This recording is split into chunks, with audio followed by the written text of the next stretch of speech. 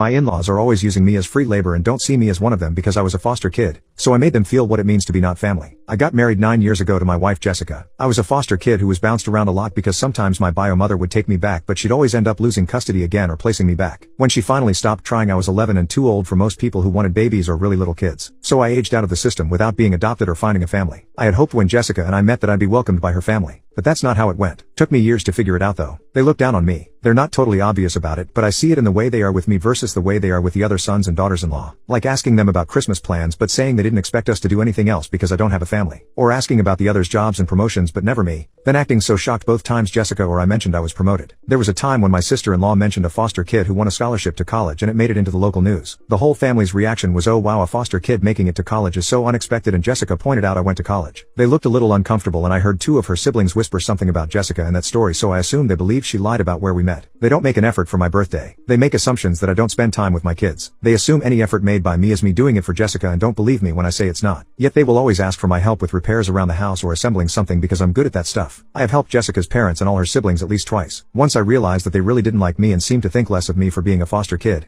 I did that stuff for Jessica and not for them. But then a few weeks ago Jessica's parents had issues with the stairs. I went and fixed them up.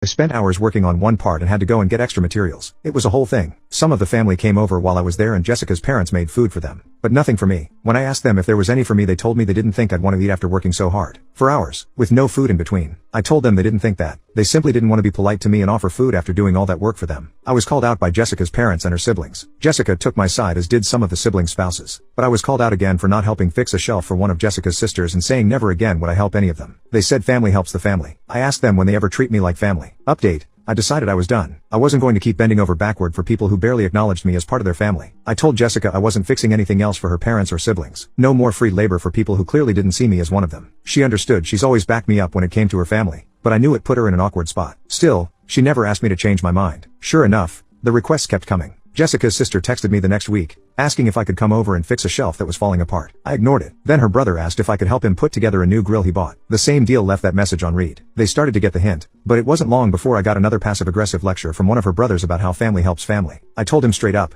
when have any of you treated me like family? You only call me when something needs fixing. That shut him up for a while, but it was clear things were shifting. We started getting fewer invites to family gatherings, and fewer texts from her siblings. Not that I cared all that much.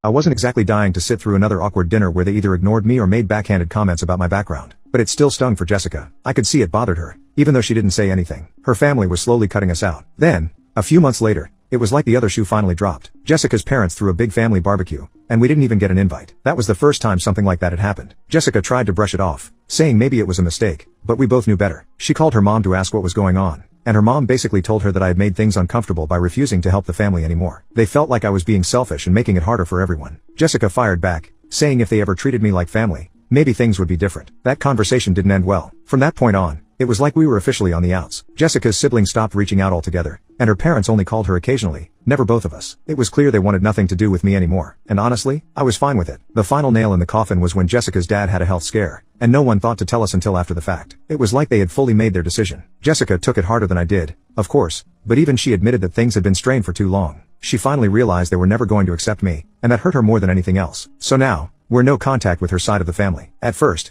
it was weird. I think Jessica hoped they'd come around, that they'd reach out and try to mend things, but that never happened. It's been months, and honestly, I feel like a weight's been lifted off my shoulders. No more fake smiles. No more trying to prove myself to people who don't even care. Just me, Jessica, and our kids. That's the only family I need.